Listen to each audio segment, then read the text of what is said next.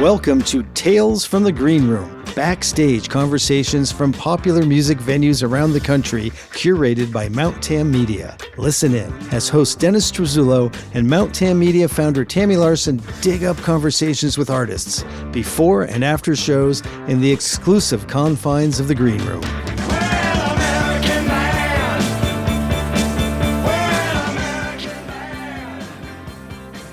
Hello, Tammy. Hi, Dennis. What up? Oh, hey, what's going on? Hey, listen, I want to get to it here because we have been waiting a long time to present this Tales from the Green Room episode featuring Jerry's middle finger. Thank you. That was a drum roll. Jerry's middle finger, affectionately known as JMF. Not gonna lie, we love this band. We love every individual in the band. We love what they do collectively. They are a tribute band to the Jerry Garcia Band, not to the Grateful Dead. Funny thing is, the Jerry Garcia Band was a cover band of sorts. So you'll hear them talk a little bit about we're a cover band covering a cover band, and that does not do this band justice at all. And I want to point out, you'll hear from John Gold throughout the interview a couple of times. He said something to me that resonated, and that is, you know, Dennis. Very good. The Symphony is a cover band. That's right. And I think that really says a lot because the way they recreate the music and add their own touch, it's impeccable. I mean, that's all I'm going to say. And you're going to listen to their music, listen to them talk about it. The 3-part journey with them started at the Mystic Theater in Petaluma, California, which is a great venue. And there we sat down with Rodney Newman, who gave us a little history of the band. We also met with John Gold there and the Ladyfingers, who we love both of them. That would be Helena Janus and Lisa Marlsberger. I mean, the two of them, what they add to the band is unreal, and they're always front and center right where they should be. So because Garrett DeLoyne, and who is the lead guitarist extraordinaire with the band, and Sun Vo were not available that evening at the Mystic, we got to meet again at a separate time, and that was at the Sweetwater Music Hall on an off day, so to speak. Garrett came into the Sweetwater, we got Sun on the phone, and we got a great chance to visit with them. And then the third part of the journey, everybody together right before a Sweetwater Music Hall performance together to sort of sum it up. Yeah, and that was in Bob Weir's green room.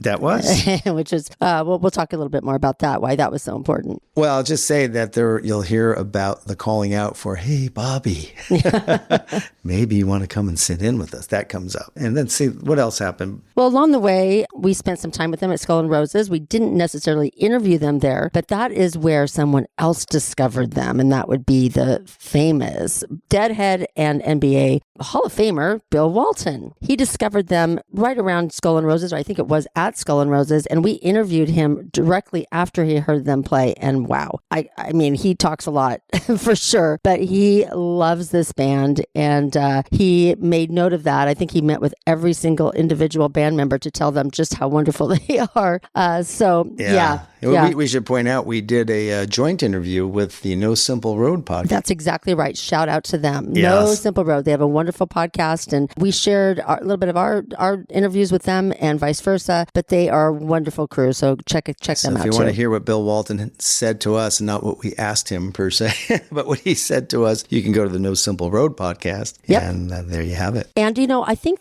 that's sort of where things started happening, I think, for them. I think what we found out too was the band, or we noticed and they noticed, that the band was experiencing what they called a shift or a level up during that time frame, after, in part due to the Bill Walton experience or endorsement, as we'll call it. A couple of things, a couple of the band members are quitting their day jobs. Yeah. Let's see. I mean, we were wondering if this might be the beginning of the band touring outside of the West Coast, because they have gone all up and down California. They've been to Oregon, Arizona, and performed. So I don't know. Didn't you just say Lisa got her passport or something? I saw Lisa Marlsberger just posted, I've got my passport, and she was sort of coy about it. Maybe she'll go do some traveling. Hey, maybe it's going to be an international thing for these guys. It is worthy of that. The other thing that happened since, and Garrett talks about it, is his side project, the G. DeLoyne Band, or the Garrett DeLoyne Band. Oh my God. They're great. Not Grateful Dead, covers of all kinds of an eclectic, like the Crusaders and Dr. Hook, Bill Withers, Rory Buchanan, Les McCann. Oh, Buddy Miles. Yeah. Oh, it's if you ever get a chance and you're in the Bay Area, you've got to go see them. In fact, they're going to be at Sweetwater, I think in December of 2023. So there you go. There's a chance. What else happened? Sun Vo. Yep, released his book. Yes. Which we love. We both read the book, Tales of the Mekong Delta Bluesman, an autobiography of Sun Vo. That's the title, and it chronicles the life and times of Sun, the bass player of Jerry's Middle Finger. He was a Vietnam native, and he escaped to the U.S. just as Saigon was about to fall at the end of the Vietnam War. I think it's been described as definitely witty. He is funny. I mean, there are times I was laughing out loud as you were sleeping. I'm surprised I didn't wake you up. He's quite funny, and it's heart-wrenching as well. You know, it's those two things combined for sure. And Sun just told us you can now find that, or you will soon be able to find it on his website, sunvosongs.com. That's SONVO songs.com. But you're going to hear more about the book a little bit later in the podcast. So with all that, we have to tell you this. It's sort of a somber moment for us, but the first two interviews along the journey we just described, plus our visit with the band that you mentioned at Skull and Roses, was with our dear friend, my dear friend for many, many years, Augustine Oropeza. And Augie, as we call him, we were set to introduce Augie as a co-host, a regular co-host on our podcast. And he was there at the Mystic, where he recognized something in Garrett that was unique, and they really connected on it. They'll talk about it a bit in the interview. He certainly connected with Sun about his book, both being immigrants to the United States. And Augie was just perfect. He just has so much. We have him on another one or two. No one like Augie. There's no one like Augie. And during this time, Augie was battling cancer, and it appeared he was successfully battling it. And sadly, it got the best of him. And he passed before this could be released. And I have to say, when we were at the Mystic, this is always going to be indelible on me. The band was playing Knocking on Heaven's Door. And Augie just turned to me and said, and he used to call me Dog, "This is for me, Dog." Yeah. And he looked at me, and without any, just emotion. I mean, it was emotional perhaps, but it was just not any fear. With no fear, he put his hand on his heart, and he clutched himself somewhat and listened to the song, closed his eyes. It was actually beautiful. And at the time I thought, oh, he's full of it. He's just saying that. But indeed, I guess it was for him. So we're not going to... God bless you, and rest in peace. Yeah, rest in peace, Augie. You will hear his voice on this podcast. We won't hear it again, but Augie will always be a part of the Tales from the Green Room podcast. Yep. And as such, this episode with Jerry's Middle Finger is dedicated to Augie, Augustine Oropeza. May you rest in peace.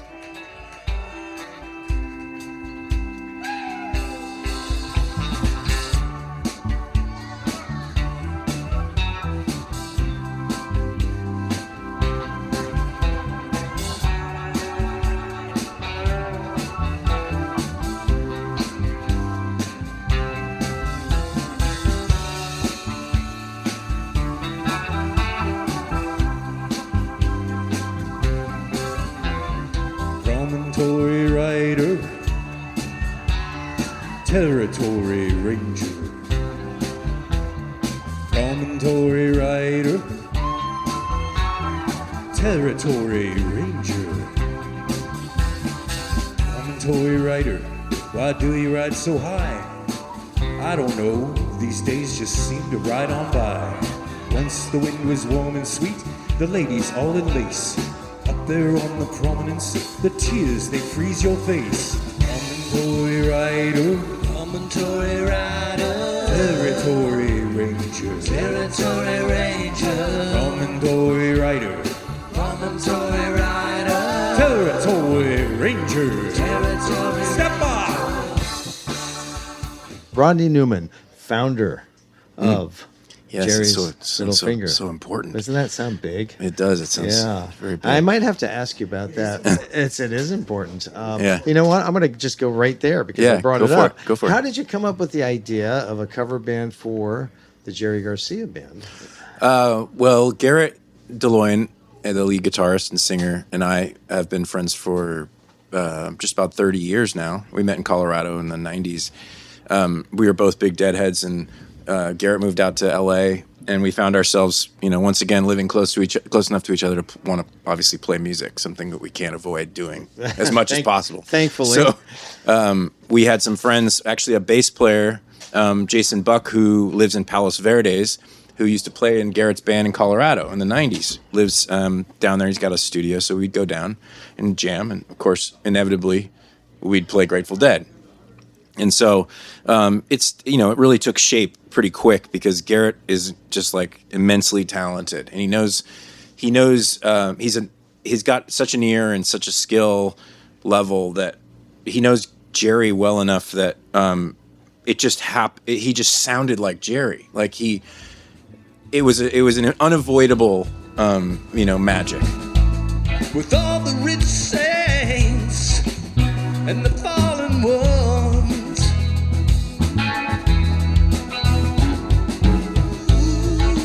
working and waiting for the night to come, and they're waiting for us, and they're waiting for us, and they're waiting for a miracle. So we started playing more often. We started playing parties and got a couple bar gigs, but we were playing Grateful Dead. And as I'm sure you know and have heard of the band, Cubensis is also in Los Angeles. Right. We quickly became friends with them. And out of respect for them and also respect for a bit of variety, Garrett and I said, well, why don't we play some JGB? And basically, it just happened. Garrett and I went through a couple keyboard players, and then Helena joined, Lisa joined, our original bass player, Sunvo, friends with Lisa. I mean, it all took shape quite quickly, and we realized that JGB, it's not only, as people say, going to church, in the sense that those who are Deadheads, who were back in the day, going to a Dead show is one thing.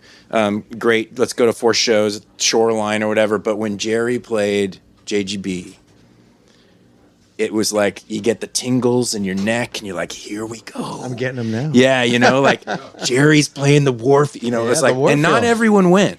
It was a special thing, and so we've kind of clung to that, the beauty of that, of JGB being a special event, and we honor the Grateful Dead. We love the Grateful Dead. We play Dead songs. We do. Outside of this band and in this band. But JGB became our thing, and that's what we're loving to do. That is a great answer, and that is the accurate. Let me tell you something. I'm going to bring my own experiences into this.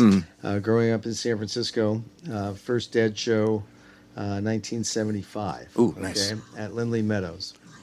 I'm in high school, and somebody says, hey, there's a free concert in Golden Gate Park. Yeah. So that's where I start.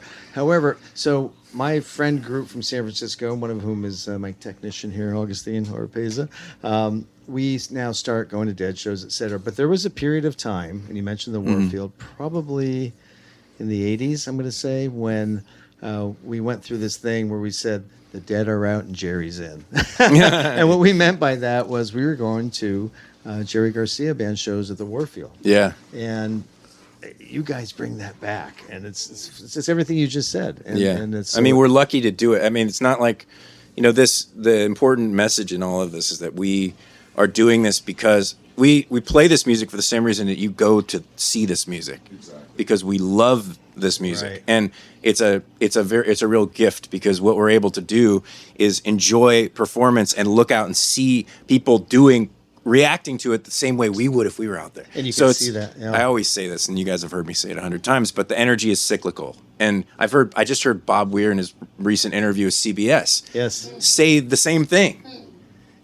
Bobby did this whole thing where the music sits at, I don't remember the word he used. He used a great Bobby word, but it was, the music sits up here. I'm pointing, above my feet in the air, above my head, between the audience and the band, and we somehow meet here.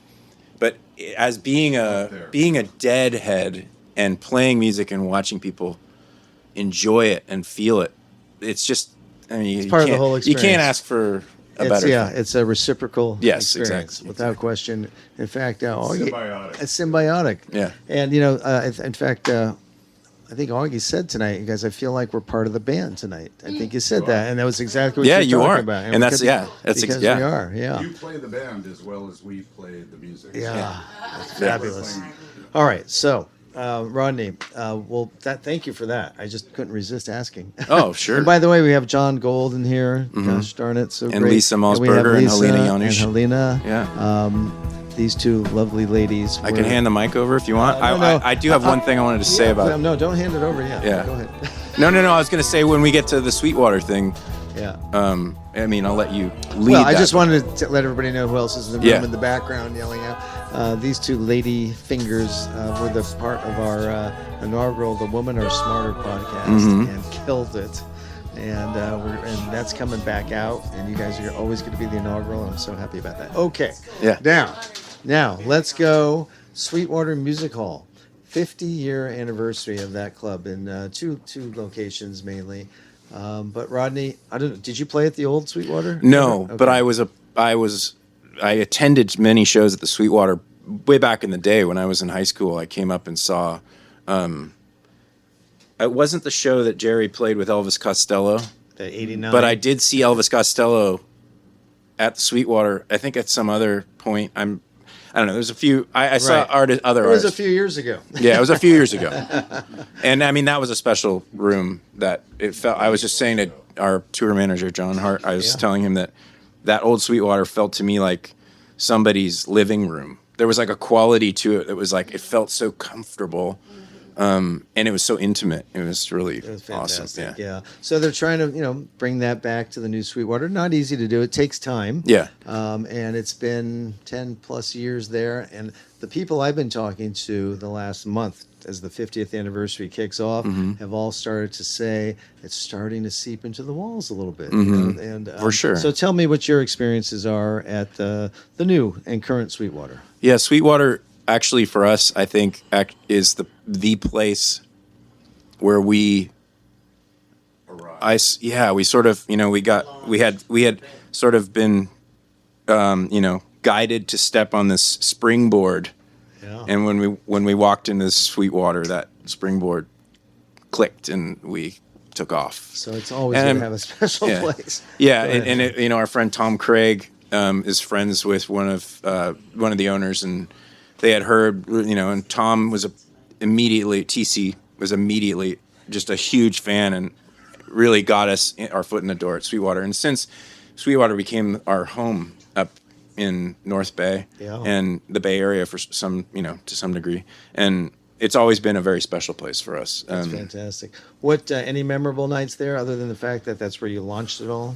Many. One that stands out was a night when our very close friend and wonderful, amazing human being, Andy Logan, who I think we all know, but who's got the spectacular guitar collection and owns Jerry's Alligator, Yes, he does. had showed up with some guitars for Garrett to play.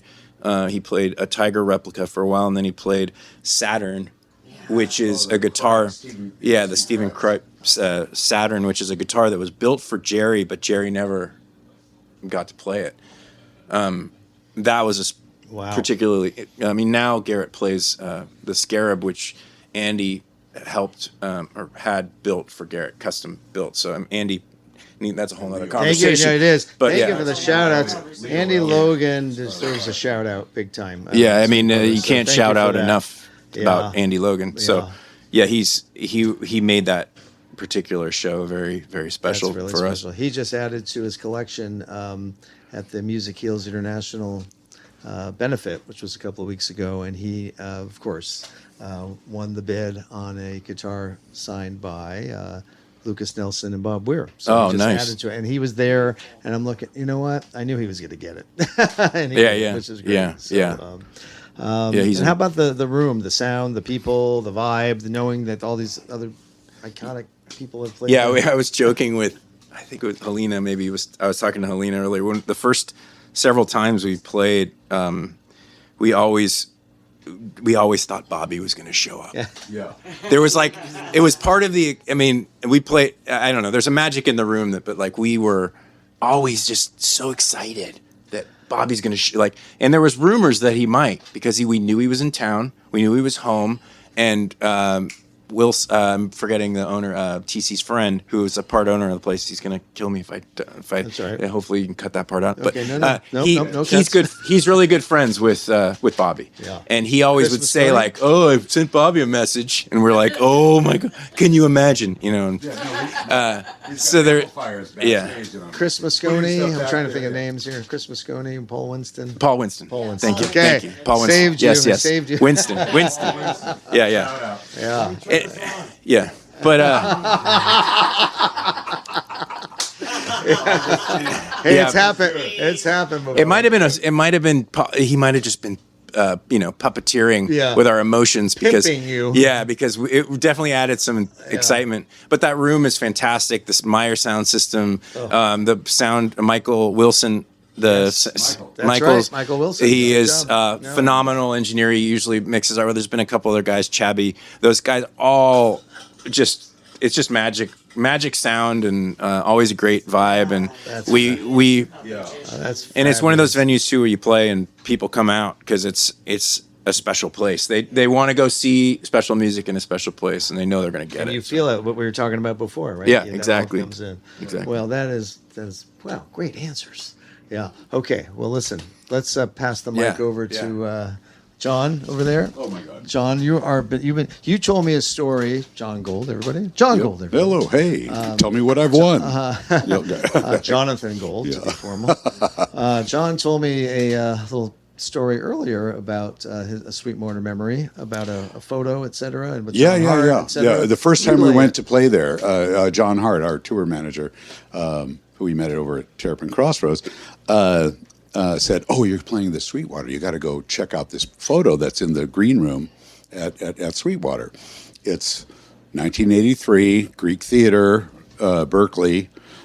Check out who's like riding the rail in front of Jerry." In this photograph that is, taken from behind the band and out to the whole audience. It's mostly audience. But on the rail right in front of Jerry is John Hart, our tour manager, Yes. my brother Richard, my brother Brian, and a couple other guys that were in their crew at the time. They had their shirts off or whatever, So, I mean, it's over the couch. So I stood on the couch and I took like close-ups of the, of this photograph that's in that, in the green room. It was so exciting. That brings you right to it. Oh my God. Completely. Now, I have not necessarily noticed that photo. Check it out next time. Yeah, you will now. But I will now. There's a lot of great photos there. That is. Yeah. Oh, because we were talking about. I was thinking it was the same as a show where John Cipollina appeared with the dad. It was the same weekend or something, but it wasn't that show. I think It wasn't that particular It wasn't show. that particular show that John told us. Who took that photo? Do you know? Is that at Blakesburg? Or? I don't remember. Yeah.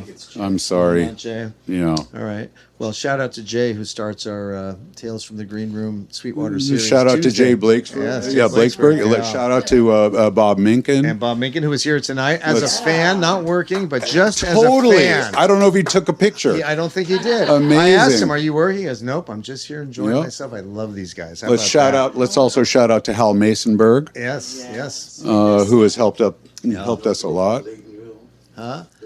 Oh, and yes, Tamara Klamner was here. Oh, Did you Tamara guys was see here. Tamara? Yep. Yeah. Tamara, who we all enjoyed some time with. We missed you. You were there. But you Yeah, missed at me, Days but- Between But Festival. the days between, Yep. yeah. So, well, thank you for that story, John. It's Thank awesome. you. And thank you for your playing tonight. I mean, What? as always, yes. Come on, it was beautiful, Oh, and I well, love thank the way you. you guys just acknowledge each other and just afterwards and showing how much fun you had. And I was wondering, is that because the mini week NorCal weekend just ended, or is that because it's just tonight? A little both, probably. What happened? We had JP on bass tonight. We had Sun Vo the last two nights, but I mean, and they both bring their game. Right.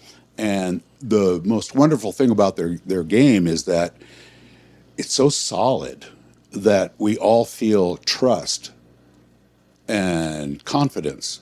So when that's happening, we can all take risks and, Right, you know, that's so cool. improv as we go, knowing that we're safe. It's crazy.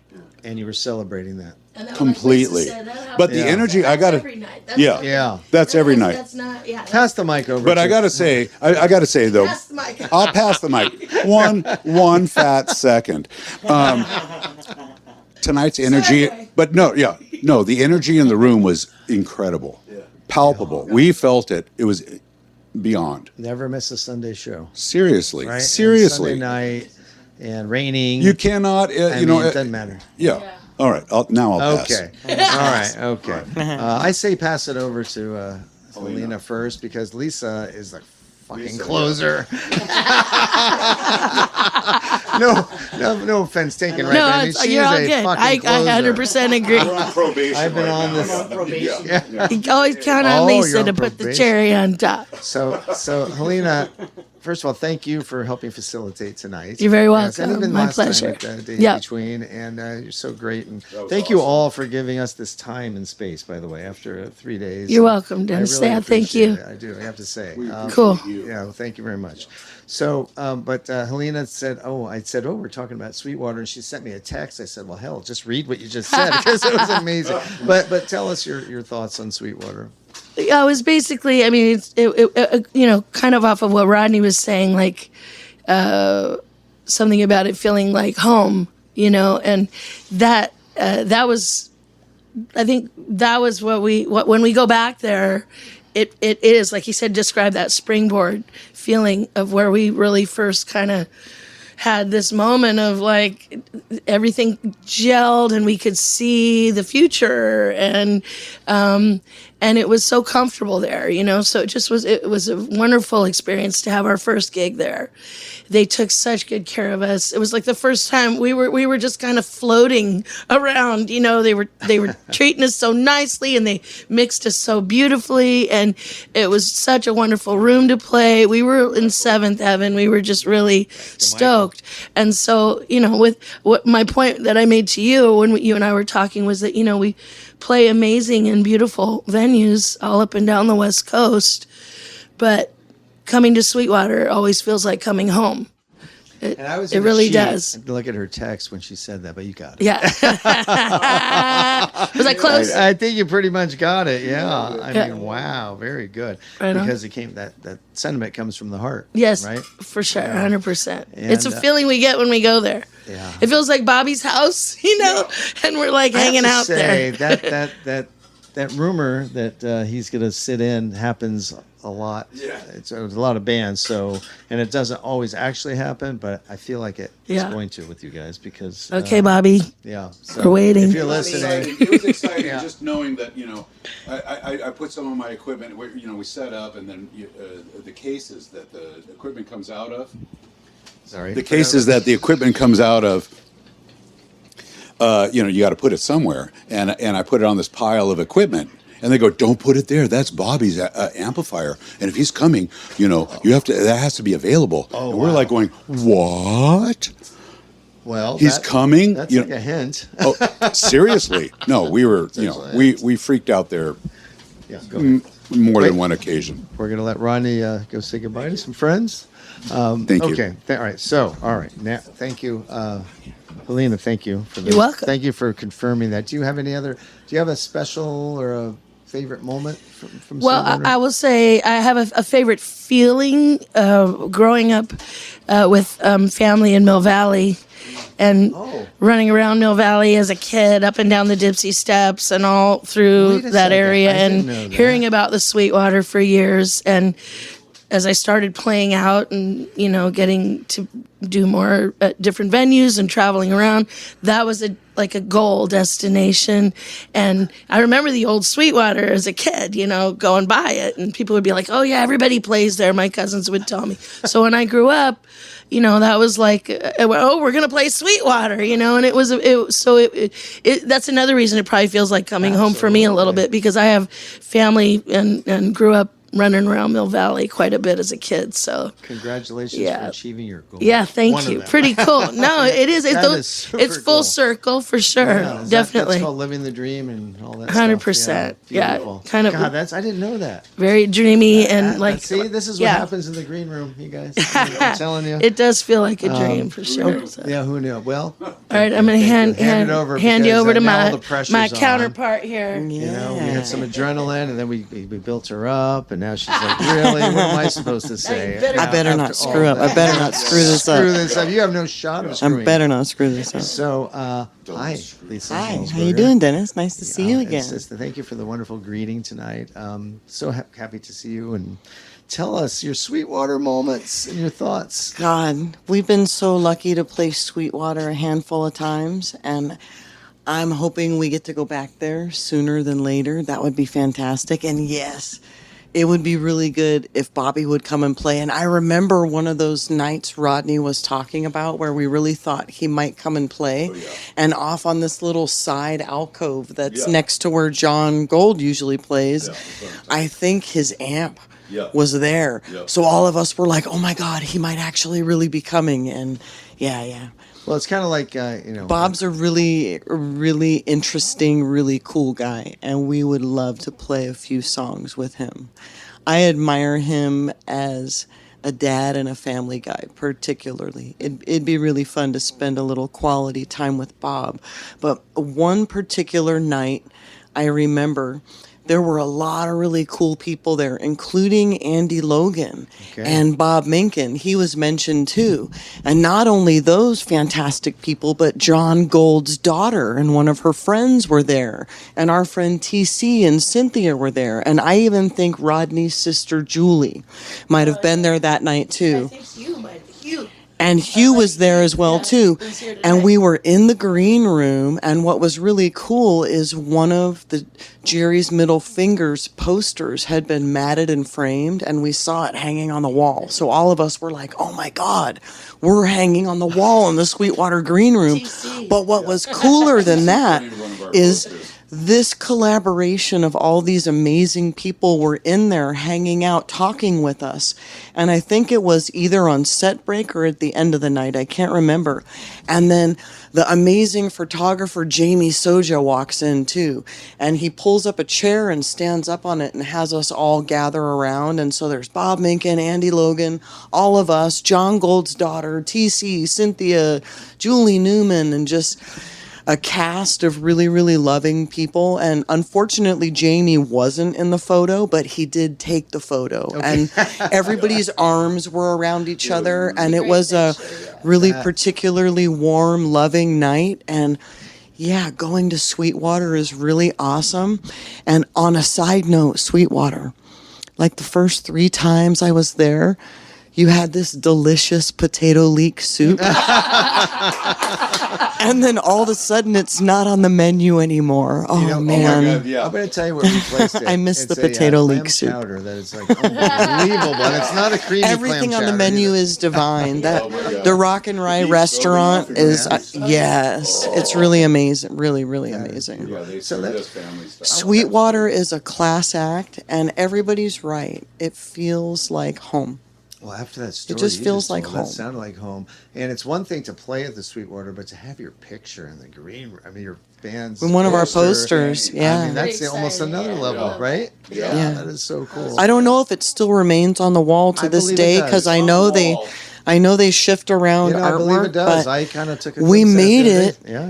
You made onto it. the wall at Sweetwater. Oh my God, how lucky are we? We made it onto the stage know at which is Sweetwater better. multiple times. The wall or the stage. Multiple Most times. definitely. Even Yeah. if we don't get to play with Bob, thank you, Mr. Weir, for doing business with this wonderful place. Oh, well, thank you. And Maybe you know we'll what? get to run into you someday. I'm gonna just hope that he listens to this and is a integral part of the Sweetwater from beginning to end. I think he might have an interest in this. Happy podcast 50th series. anniversary, Well, we're guys, by the grateful way. and honored that he has, kept this place going And what a gift Yeah, well, you to the guys, musical all of us. community. let Yeah. me tell you something. You guys are part of the legacy of Sweetwater. That's Right great. on. That's Part of your legacy, and amazing. you're part of its legacy. That's amazing. And congratulations on that. I Thank love you. seeing you guys. Love hanging with you. Thank and you. thank you for your time. And go get some rest. Thank you for Right on. your Thank time, you, guys. Dennis. Yeah. You take Thank it you so easy. much. All right, you guys. Don't forget to have fun. Cheers. Yay! Should we turn this thing on? No.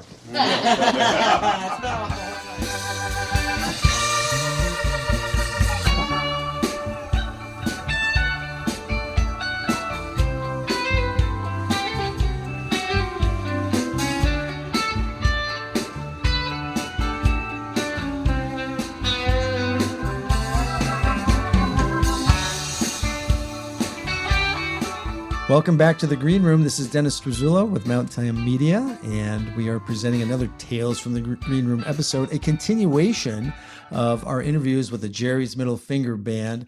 And tonight, as we do that, we are at the Sweetwater, Mill Valley, California, with Garrett DeLoyne. Howdy, howdy. And live from Los Angeles is Sun Vo, the bass player for Jerry's Middle Finger. Say hello. Yoo-hoo. Hey, guys. Right on. And folks. today, I'm pleased to welcome to the fold a person that was at the Mystic Theater where we interviewed the rest of the band. So this is going to be a tag on to that. And that is Augustino Oropeza, who hereinafter will be known as Augie. So Hello. This is Augie. yes, and Augie was in the room that night when we interviewed the rest of the band and got some good vibe and good tidbits from that show as well. Had a little interaction with Garrett that night that we're going to talk about. So that's the setup. So they had a lot to say about that. So now we have rounded it out, and we have all you guys, and we have you two, which as Sun said was the best for last, right? There you go.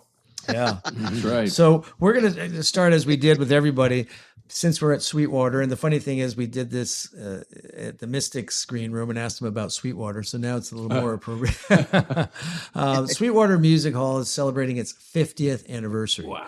And that's what Amazing. Isn't that something? So I wanted to just epic. It is epic. And we are actually now sitting inside the green room. We mostly do our interviews in the adjacent room, which is the production room, to give the bands their space, and then we infiltrate later or they come into our spot. But this is the green room. And it does feel a little bit different. It's I don't know. How do you feel when you walk in here, Garrett? Oh, it's comfy. I always love this green room. I mean, I never visited the old Sweetwater locations, so I don't have anything else to compare it to. And I don't know. I remember being in here the first time, and it's just a real special spot for us. It's got these comfy couches and all this cool artwork and stuff. And I think maybe the first time we were here, one of the times we were here, we met Steve Parrish for the first time. He was hanging out back here with us, and we just thought that was so cool. He wasn't smoking weed back here, was he? Oh, not back in here. Well, he doesn't hesitate to do it in here either, but he was being polite to you guys. Could be. So you kind of feel you can't help it when you see the pictures and everybody here, but anything run through your veins when you're walking through here, or is it just more about comfy and happy to be here? Well, as Augie pointed out, as we walked in the back door there's a great photo of the Grateful Dead with Jerry just beaming. And it just sort of greets you as you walk in the door. And you just have this feeling like you're in a special place. It's Bob's place. And I was always kind of poking around the hallway like, I wonder if Bobby's here. And I didn't prompt you on that, by the way, because the interview we did in the Mystic, there was a shout out, Bobby, come on, man, let's come on, sit in with us one day, so I think we're just going to roll with that. Oh, that would be a dream. And, right. I mean, it's a good thing. Right. Son, how about your experiences here, if any? I didn't even ask you in advance. Yeah. I definitely, I remember coming, walking in there, and there's definitely that, you're kind of walking amongst giants, and, I just kind of did, it was not quite mystical, but almost, kind of had that. It did have a mystical element to it. So you're wowed. You're like, wow. Yeah. There's a it's a vibe, it's a feeling, and then especially when you walk onto the stage, you're like, oh my God. Yeah. What about the crowds here? You just feel it. It's definitely just wonderful. It's just a wonderful. They're there, they're present. They're listening, and I think that's kind of there's that really matters, you know.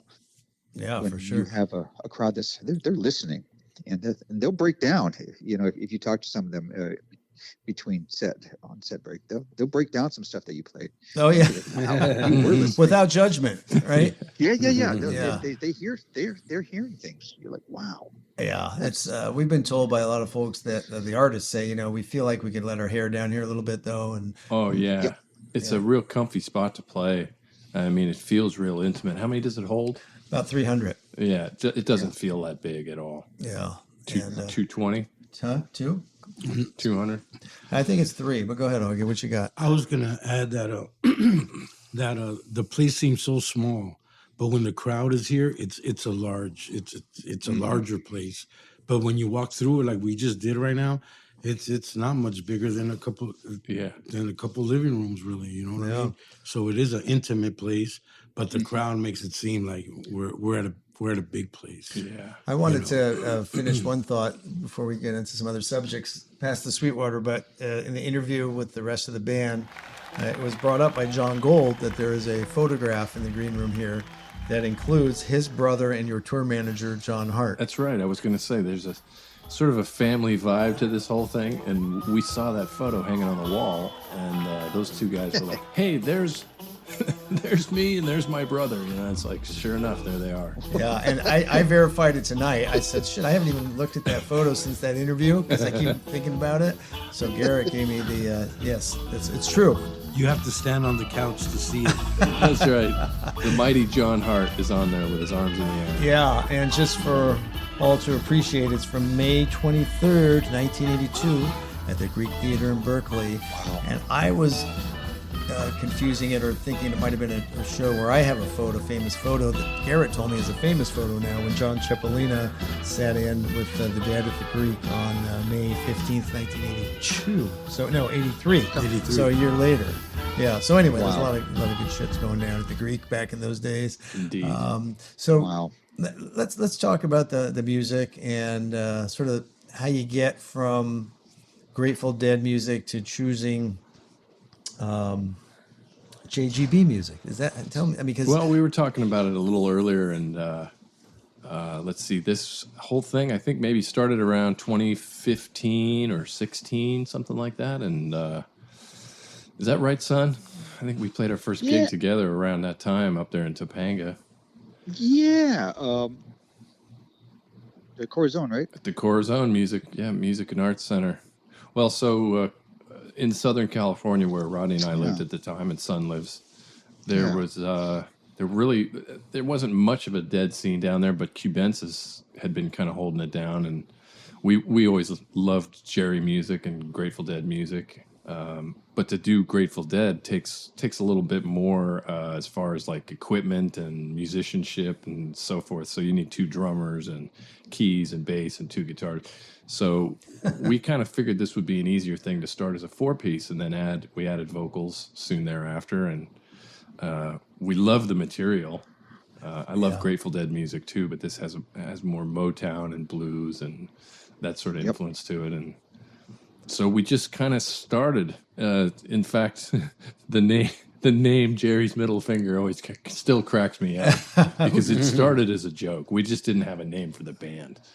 And so we just started, I don't know, Jerry's Middle Finger. And there it is. Awesome. It's stuck the whole time. I think it's pretty And good. it's brilliant. Yeah. I mean, it's a brilliant name. It's hysterical. Yeah, who came up with it, son? I don't know who did. Was that you, Garrett? I think it was Rodney and I collectively. I don't know. Yeah. I don't want to take blame for that one. Blame or credit. Come on. You know? Yeah. So, what was I going to say about that? The whole I talked about this with the other group about those days when we as Deadheads grew up in San Francisco, Augie. Jerry's the Dead are out and Jerry's in, and The Warfield. Yeah, the Warfield. Did you ever see the Jerry Garcia band? Excuse me, the Jerry Garcia band. I never saw Jerry Garcia band. I've seen the Grateful Dead with Jerry a number of times. What about you, Vo? That's one thing I'll always regret is that I never got to see him, and he always played intimate shows. And I was like, oh my God, I could have afforded that. Mm-hmm. But So you saw the Dead, son? I saw the Dead I'm up in New England a lot, and yeah, up in Oxford Plains Speedway was my first one in '88. My God, that was awesome. And That was in Maine, right? Yeah, that was in Maine, 2 days. Yeah. Oh my God, somebody spiked a joint on me. Holy Jesus! And some naked girl was spin dancing around me for a couple minutes. You were hooked. Oh man, I was like, okay, I'm anointed. I'm in. But I think that's kind of a news flash that you guys never saw the Jerry Garcia band. Never. Yeah, I grew up in Colorado, and so around, let's see, 1990 was my first Dead show. I kind of got into the Grateful Dead around '87, and I was 15 when the Dead came to Red Rocks for the last time, and my parents said no, we're not doing that. And so I really wasn't old enough to sort of travel, I guess, on my own at the time. And so I never made it out to California to see JGB. Yeah, well, I don't know, but you have recreated it like nobody's business. I mean, Well, good. I mean, we saw enough of those shows, and to see you guys, and I mean, I know Rodney described it a little bit as church. Totally. And without question. And I want to talk about that night at the Mystic because when we were roaming around interviewing the other guys, Augie had a minute to chat with you, Garrett. And why don't you remind him of that? I don't know if he remembers. You remember that, Augie? Yes. He was sitting in the other room from where we were talking to the band. The rest of the band. That was Garrett's private room. He had his private room. Well, this man puts out so much energy that he has to, diffuse really. Yeah. Because I mean, the energy level that you put out is amazing. I mean, it would be almost a medical situation if we didn't give the man a minute to, relax, catch his breath, catch his mental back, land the rocket ship. You know what I mean? Because it's impressive the amount of energy and intellectual, mental, and physical energy that you put out. So I mean, it takes a minute. Well, It's a great way of putting it. it feels like Yes, a sir. medical Thank you. situation No, at the end of every set. I saw it, you could almost see the man, like just chilling Well, out. you guys, It's and exhausting. we're not done with this story, but this pops to my head before I forget. You guys have like a little team roundup huddle before every show, yeah. and it looks like you do it afterwards as well. Usually before we Before. kind of get ourselves together in a circle Yeah. and really just sort of put our energies together and build something up. It's always different. Every time is different. Yeah. We never know quite what's going to happen. Sometimes it's Yeah. funny. Sometimes it's real serious. Sometimes it Yeah. sounds like Buddhist monks chanting. Sometimes there's random frog noises and other things going on. We never know. Whatever. Well, I saw Son running through the crowd at Perry's in Fairfax. That's where I met you, Son. And, Oh, yes. and you were like, "Come on! We got to huddle up. We got to get going." And then, at that place, it's really a bar more than anything. Like, And like, where the hell are we going to do that? yeah, so you guys went By out the heater. outside though. I think you did it outside or maybe inside in that little patio. Yeah. Yeah. But that's when I really noticed it. But I noticed after that Mystic show, just the appreciation you guys all had for each other coming off the stage. Yeah. And I mean, that's something that I asked them that night. Is that what you do every time, or was this show special, or what do you about? I think we do that pretty much every time because it's Yep. JMF. To me, it really feels very, very much collective. It's like we are a band, and I mean, this is family, dude. I mean, Yeah. to me, this is a special group of people. I have played in a lot of bands. I've played thousands of shows, but just this collection of musicians, I don't even know what to say about it. That it's just that this is one of the most special group of people I've ever played with in my life. yeah, it's a great time. We have a great time performing together, and every show is a little different. We Yep. never know where things are going to go and Yeah. how things are going to turn out, and we always seem to land on our feet. Yep. Yeah. you Yep. do. Yep. I mean, Yep. yeah. Well, you guys. I mean, go There's a ahead. collective respect that we all have too, yeah. Well, it comes out. I mean, it comes out. You as individuals. I've now met every one of the band. Tonight, I mean, Garrett and I said hello here and there, but tonight we've been chatting, and now I know you all even better, and right down the line. I mean, every person, just amazing. So that comes out. Yes, sir. Yes, sir, Augie. I was going to add that night the bass player was sitting in, the gentleman that was sitting in, JP. So to bring him into the mix that day, the bass player, to bring somebody else in and to have everything click. I mean, you have to have a huddle. You have to have a, hey guys, boom boom. You know what I mean? Coming together, and he's amazing. That gentleman. Yeah, well, that guy's he's a special dude. That guy. He plays with JGB now with Melvin, so he's a ringer. Yeah, we had to bring in a ringer to replace Sunvo. Yeah, nobody else would do. So. No, but he is special. He's a great player. I mean, I've seen a lot of players, and he's really good. I mean, I was no disrespect to Mr. Lesh, but this guy can play. So tell me, so you guys, all right. So back now, to the story. Yeah, back to the story. Back to the story was so I walked up to him and I said, "Hey, thank you it was my honor to be here, and it was really special to hear you guys." And I told you, I closed my eyes and I thought I was like at a Buddy Holly concert. Oh yeah, I remember that. And then they caught you, and I go like this. I swear, man, this could have been 1957. Oh and we were at a small place somewhere far away, and the vibe was just. I wasn't there in 1957, but I just kept imagining that's how it was for the kids watching those shows. With some guy with super energy, just like, oh my God, look at this kid. You know what I mean? I remember you saying that, and I remember how much that meant to me too, because that's the birth of rock and roll. It captures the vibe in the whole Southwest, trip about. It's almost like you said, like church. Yeah, it's almost like a revival thing. You know what I mean? It's totally, and it's it's electric. There's an electricity in the air. Well, this man in front of me, I'm telling you, did that bring something up? He conjures. Yeah, I mean, I was always a Buddy Holly fan. I grew up with that stuff. Mm-hmm. So, and for me to catch it without me and you ever having to speak, right. And for me to, I caught that vibe.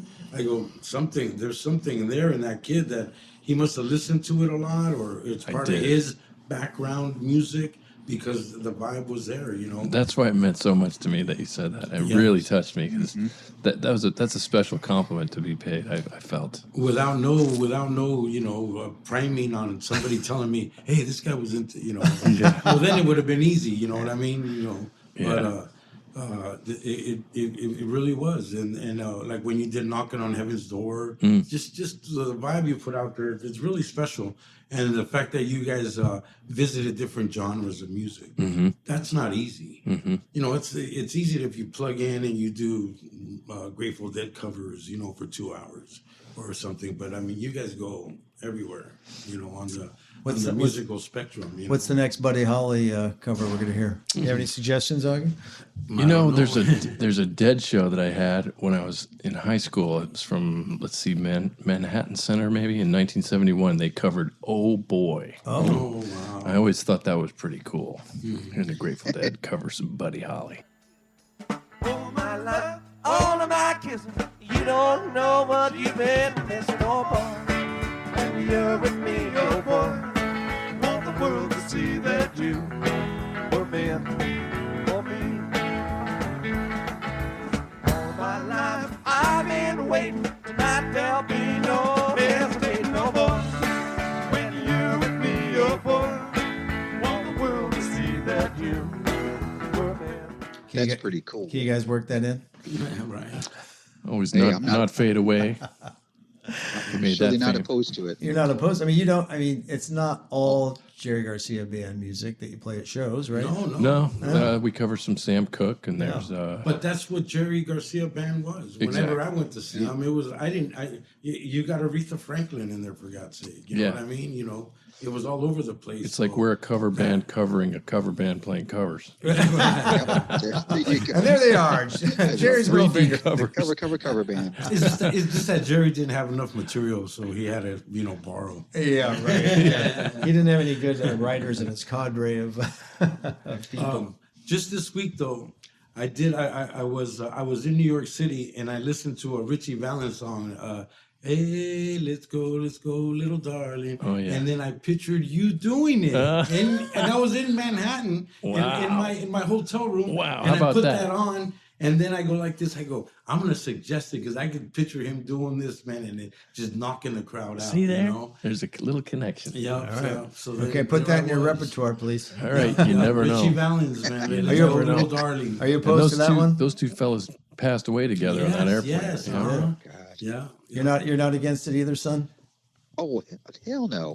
I'm game for pretty much anything. Well, because it's just the energy that he evokes on stage, you know, and his band just backs him up wherever he goes. Sometimes it seemed to me like they didn't know where he was going, but they did, because I was telling him earlier that the girls, every single word he says, they're mouthing it. Oh, yeah, you know they're what I there. mean? They're there. They're They're there with you. It's like do they practice their his jams, you know, like his, you know, when he just goes off on his own, his tangents, do they practice the tangents? That's what you're asking yourself? Yeah, I was asking myself that night. I go, how do they know? But you know, Yeah, they're in the sharp. zone. Lisa, Oh, they've and trained, Elena yeah. are special. Yeah, you know, they're special And people. They have anticipation now that well, they it's called probably chemistry. own. It's called a band. It's called a band. Yeah, that's something about JMF. They know how to It's look like at him and listen.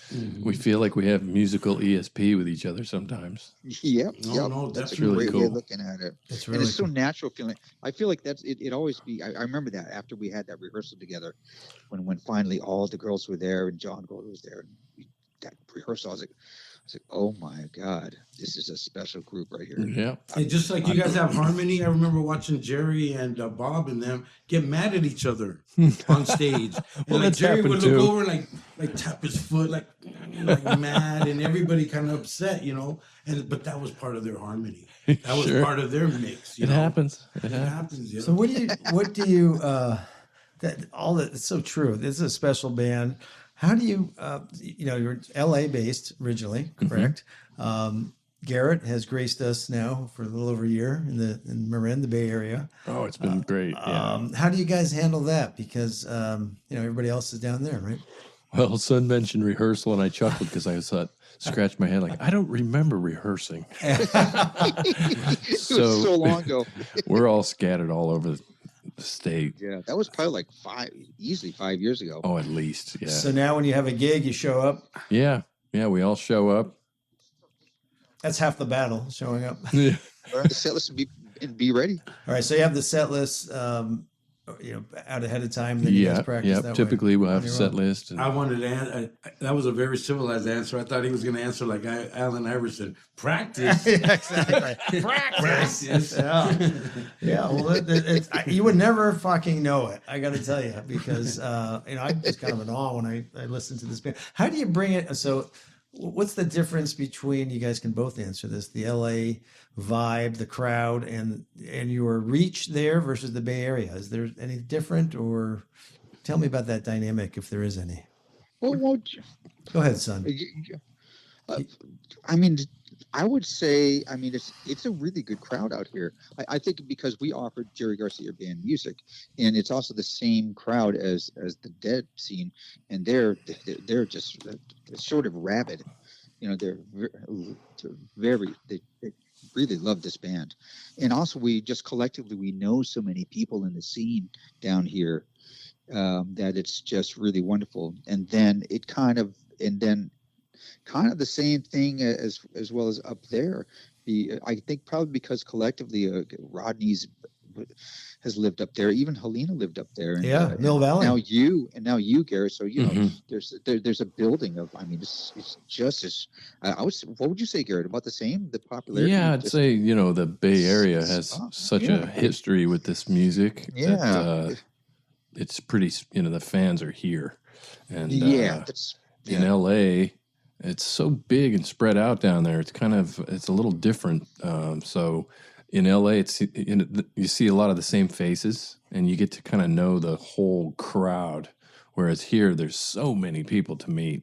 I try to remember Yes. folks' names as best I can, and I tough. just Oh, man. lost it. Yeah, I noticed that myself when I go to different venues around here. Like I'll go down to Menlo Park or Redwood City, which is down in the South Bay here, the Bay Area, and I'll see a whole. Now you see some people that are all the shows, of course, but right. they're. I go, wow, look at this! It doesn't matter where it's Oshkosh over in Berkeley. Forest Knolls. That's right. They've been playing at the paper mill, Yeah. which is so awesome. Yeah, I was just kind of curious at how that sort of played out. Seems like your the locals. Everywhere seems you like go. the scene in LA is kind of coming back up. It seems like there's more interest these days in Grateful Dead and JGB music down there. So what I was getting at with the Bay Area versus LA, not versus, but just the melding or the contrasting. Thank you for that word, Augie.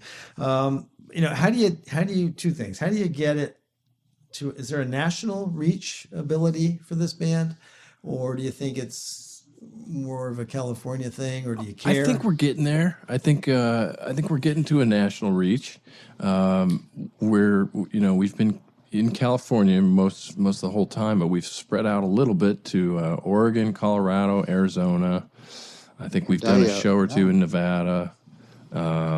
But it's difficult to get, national reach without really building up our base. Right. Well, that's what you're doing, right? But I'll tell you though, I mean, I have a lot of Dead friends in the East Coast, and they have all heard of us. I'll tell you. That's awesome. And they talk about us, so there's definitely chatter. Let me swing it back to Sweetwater just for a second, because I told Garrett I was going to ask him about some favorite moments here, and then I didn't ask him, and then he was looking at his phone, going fucking trying to see when they played. But yeah, I was looking at old set lists and looking at dates, when we played here. I think first time might have been 2018 or so, and one of my favorite moments was. Well, I've got a lot of favorite moments here, I suppose, playing the Sweetwater.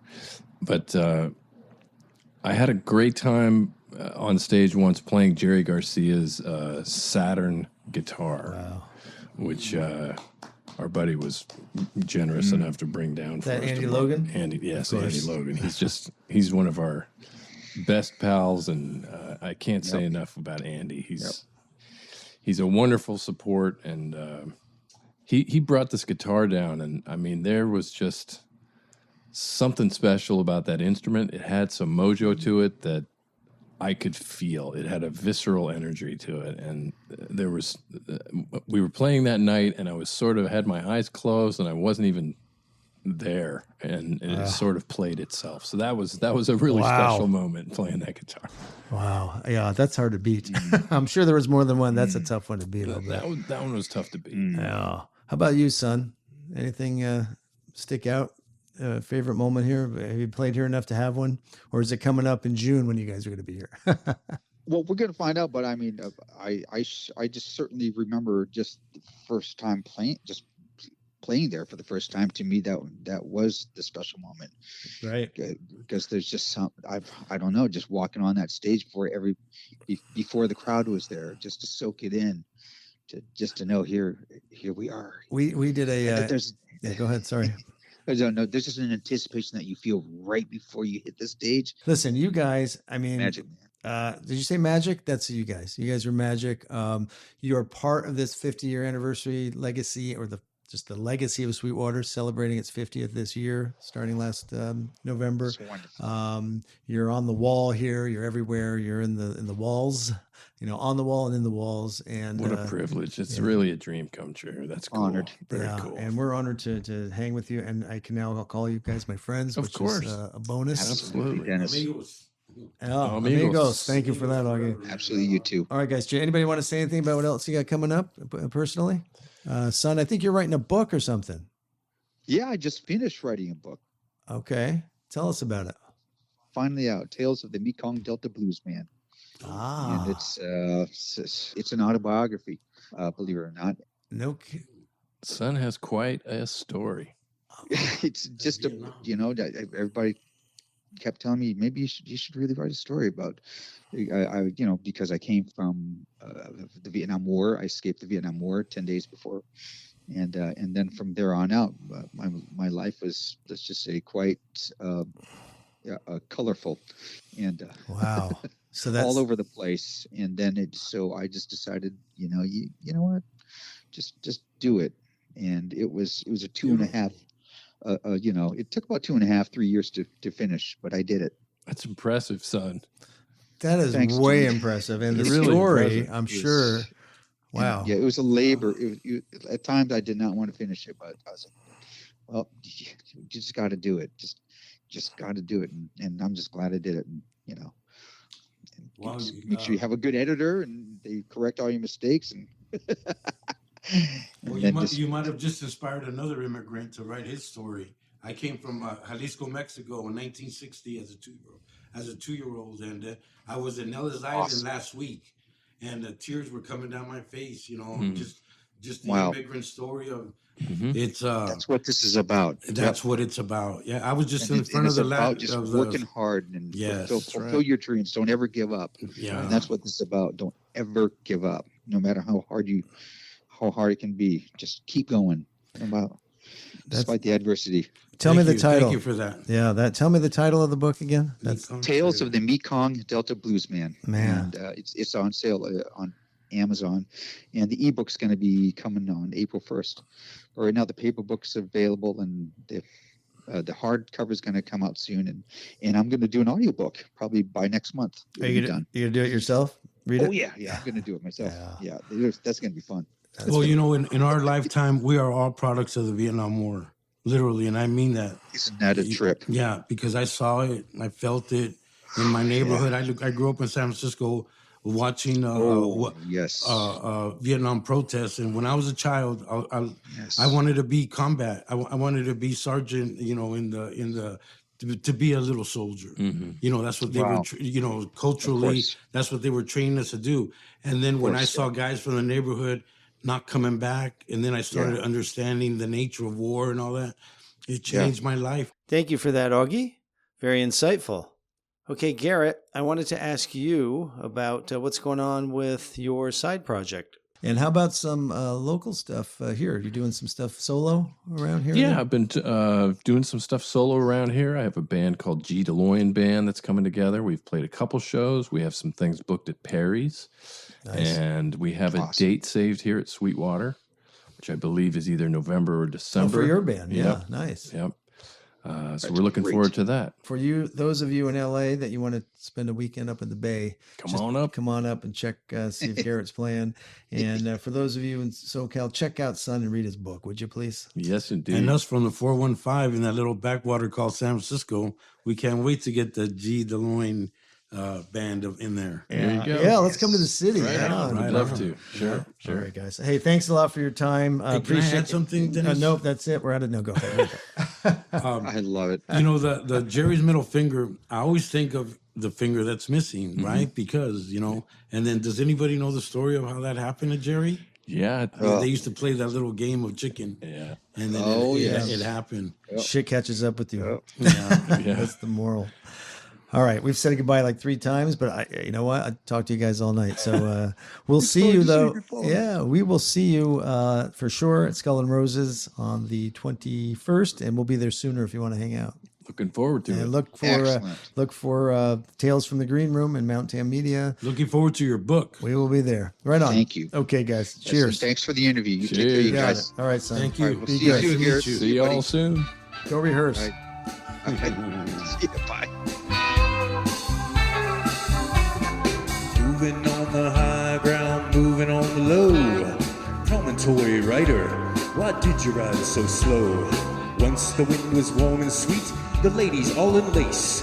Up there on the prominence, the tears they freeze your face. Promontory rider, Promontory rider, Territory Ranger, Territory Ranger, Promontory rider, Promontory rider, Territory Ranger.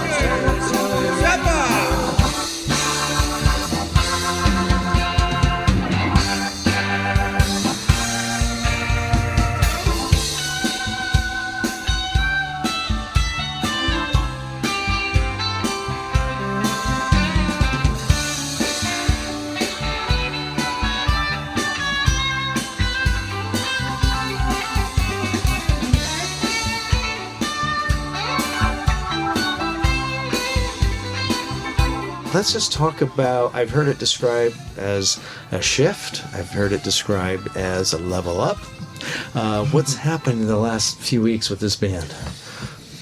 What has happened? Well, the Guild was, man, that was quite a treat. Our good friend Andy Logan brought his recent acquisition, the Alligator, Jerry's Alligator, for us to mess around with for the first time, and we all just sort of jaws hit the floor when we saw that thing. So I don't know, it fed us with some, it gave us an infusion of some mojo, for sure. You could feel it. We could all feel it. I have a question, because I was wondering, at what point did you lose control up there and somebody else take over, or was it a combination thereof? I don't know. I felt pretty focused all night, but there was one moment where the guitar did play itself. I noticed I was singing, and I was conscious of trying to play lightly so that I wasn't sort of stomping on my own singing, and all of a sudden this note came out that I didn't play that just rang out, and I went, whoa, that sounded pretty cool. It wasn't intentional, so it was like something came out by itself. That was pretty cool. Sometimes you can see a spirit. At one point in the show, I don't remember exactly where, you said real close to me, I think this guitar is playing me. Oh my gosh. Yeah. We all know who was playing that guitar. For sure. Yeah, but there's only so many people that can actually do that, Garrett. And, you know, I mean, yes, those spirits choose the bodies that they flow through. So let me just say that. What about the Bill Walton thing? I'm looking at you, John, because the Bill Walton thing just blew your mind. It really did. You know, Yeah, I mean, we interviewed Bill Walton at Skull and Roses right after your set. And so he was like out of his mind. Yeah, you probably got the good part of it. Yeah, that was when he was truly like beaming. He was affected. He was affected. He talked about it. Shout out to our friends at No Simple Road, who we did that interview with. It's going to be on YouTube soon. But Love them. that was the moment. And tell me more, John. We were backstage and sitting down around a table just having dinner, really, and he goes, "You're the keyboard player for Jerry's Middle Finger." I said, "Yeah." He goes, "What is your name?"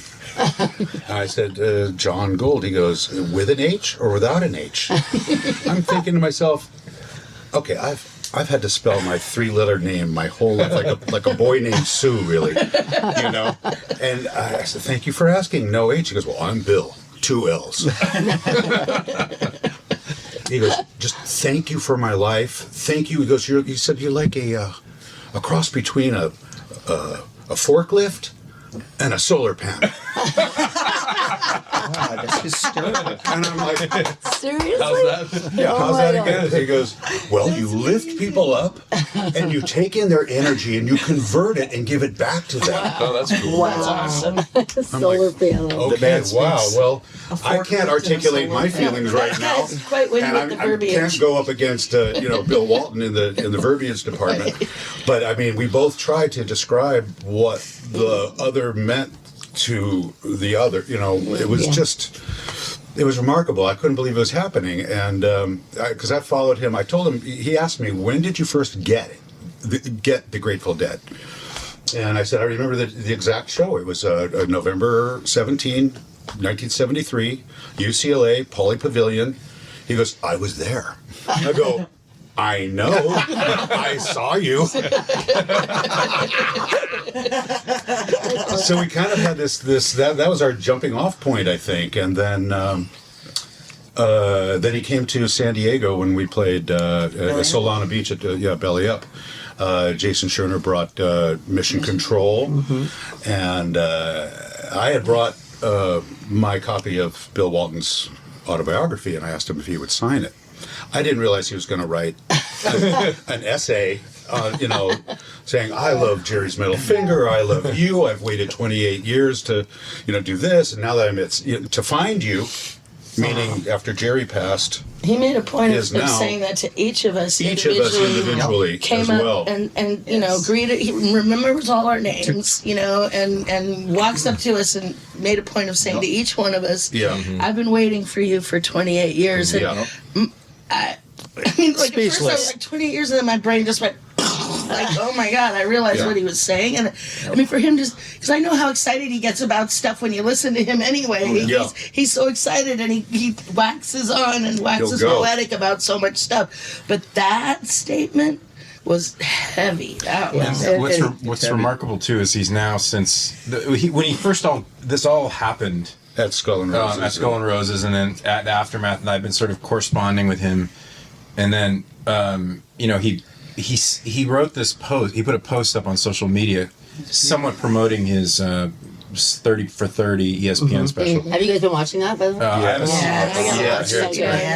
Awesome. Parts 3 and 4. And he does this sort of recap of his life. And he says, when I was 15 years old, this happened. When I was, 28, this happened. When I was 30 something, I met my lovely wife, changed my life, so on and so forth. And the last one is and now I'm 70, and I know this by heart because I've heard it so many times since. But he says, and now I'm 70, and I finally found Jerry's middle finger, and now I have the chance to live a complete and full life. When I was 15, I found the Grateful Dead, Stu Gotch, UCLA, and John Wooden. Then when I was 17, I found the ultimate mentor, Ernie Vanderway. 28, Marty Glickman taught me how to speak. When I was 37, I found the woman of my dreams, Lori, the greatest everything ever. She's not a thing, but I can't think of a better word than everything. We have 6 children, 14 grandchildren. When I was 55, Dr. Garfin, Dr. Liz Stimson, UC San Diego, they saved my life, fixing my spine. When I was 56, I found Pat Kilkenny and Ted Roth, who took Ernie Vanderway's place. Now that I'm 70, I just found Jerry's middle finger, and now I have a chance at a full and complete life. I am the luckiest guy in the world, and believe it or not, ESPN is putting a 30 for 30 on my life on TV tonight. Wow. So he said that to us initially. And then it was posted on social media. And that was like, okay, wow, it's on social media. And since he's now done radio interviews and podcasts all over the country, and he says it in his radio interviews and podcasts. So it's like, the promotion. it's in every level that he keeps doing this, we're like, okay, I guess he likes us. Because it's really hard, as you can imagine, we know that the music we play is powerful. We know that it has effect on people. That's why we do it, because it makes people happy. It warms hearts and makes people, it stirs emotion and all the magical stuff. That's why we do this. But we also know how important that man is to this scene and the Grateful Dead.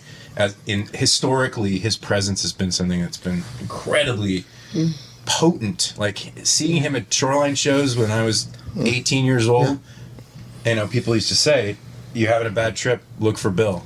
Yeah. Grounded. It's like the arms, the smile, and it gives me chills because it was a go-to. Wow, that's funny. I mean, Helene and I had a chat on the phone the other day, and I think there were 3 goosebump moments.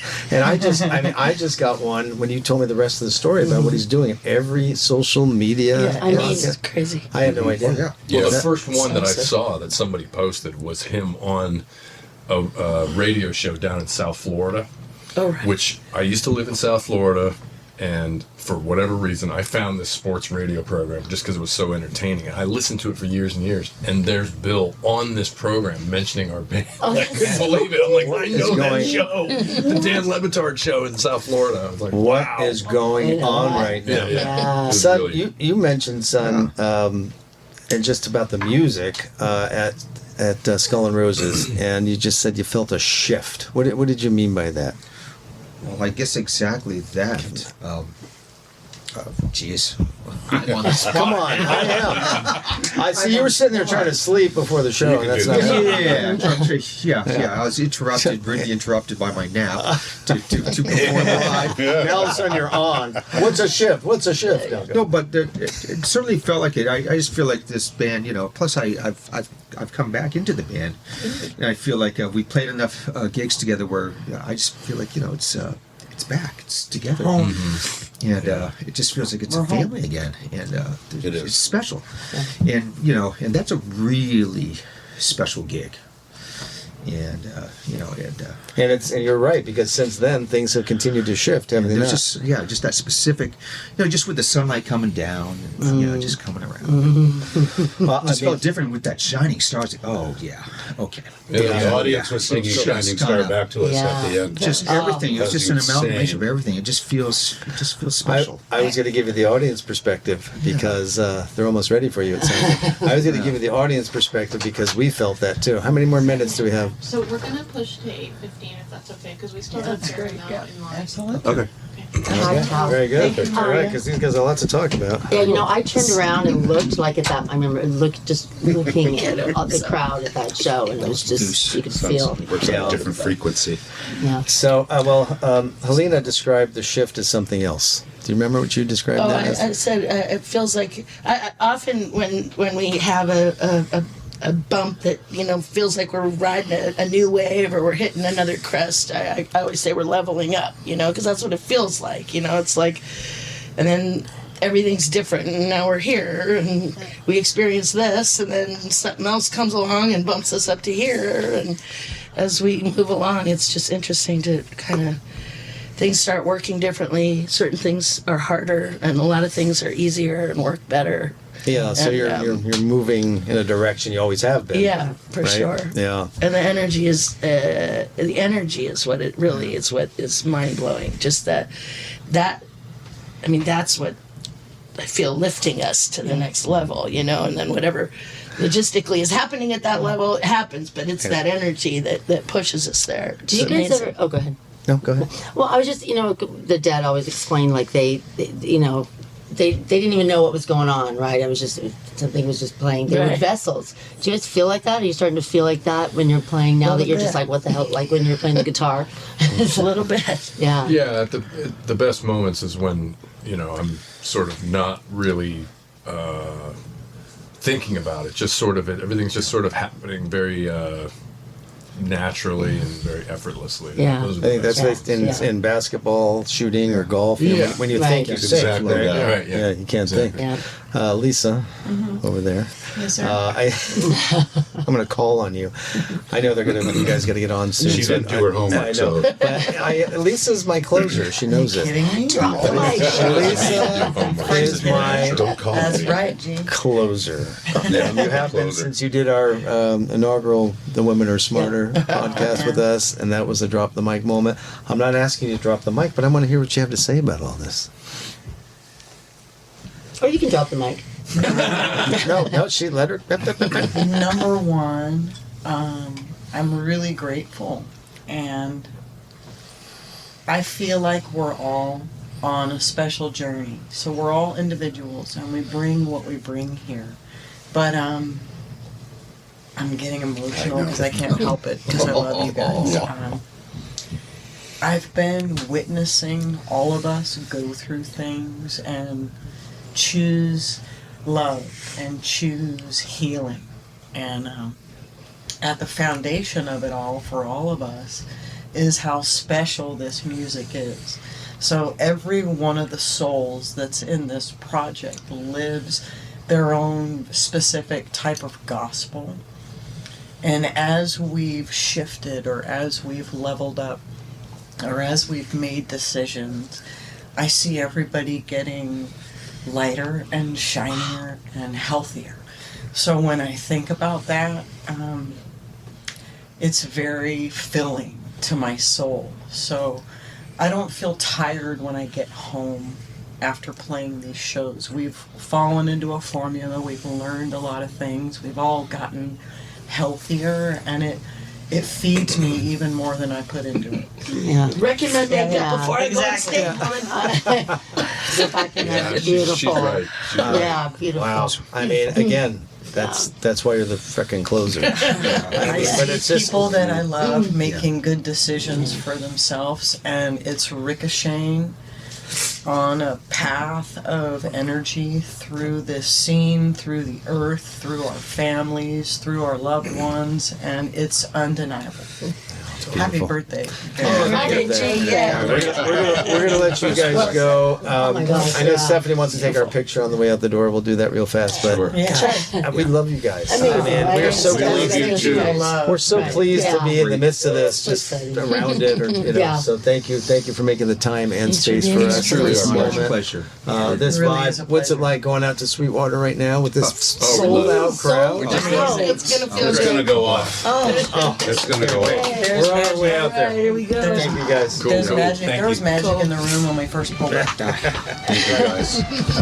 Thank you guys. Thank you so much. Promontory rider, territory ranger. Promontory rider, territory ranger. Promontory rider, why do you ride? Before we let you go, and thank you for listening to the Jerry's Middle Finger episode. I hope you enjoyed it as much as we enjoyed putting it together. We want to say a couple of more words about Sun Vo and his book, The Mekong Delta Bluesman. Sun Vo's book and Sun Vo himself are both just tremendous. The story is tremendous, and I want to encourage people to take a look at this book, buy it, read it. You can probably still get it on Amazon, but before you do that, check to see, because soon it will be available directly on Sun's website, www.sunvosongs.com. That's SONVO songs.com. And if you do it that way, a little bit better for the author. And let me tell you, this author, Sun Vo, a respected musician in the Southern California jam band music scene. He's also a singer, songwriter, and a multi-instrumentalist. He's a mixer and a producer, artist around the country. So he is you read the book and you'll find out, man, his path to get here was amazing and challenging and sometimes scary, but this is where he got. And you know, what's really interesting too is that I think he's been doing this about 15 years. He's recorded over 15,000 singing bowls for Bodhisattva Trading Company, which is, I find that very interesting. And he's one of the ones that may be walking away from that. Hope his employer doesn't hear this before that actually happens. But anyway, the story of Sun, his unique life story has been shared in the Washington Post and the Alabama Times, and 2 short films by IBM and the LA Times have been made, with the LA Times winning a prestigious journalistic award about the story in 2022. So there's a lot of reasons to pick up this book. Please do it. And while you're at it, come say hello to Sun and the rest of the band. If you're listening to this in 2023, you still have a chance to check them out at the Cornerstone in Berkeley on New Year's Eve 2023. Thanks again for listening. Thanks for listening to Tales from the Green Room, a presentation of Mount Tam Media. You can hear more spontaneous stories from the secluded confines of green rooms on our next episode. To experience all Mount Tam Media productions, including the Women Are Smarter podcast, log on to mounttammedia.com. We'll see you at the next show.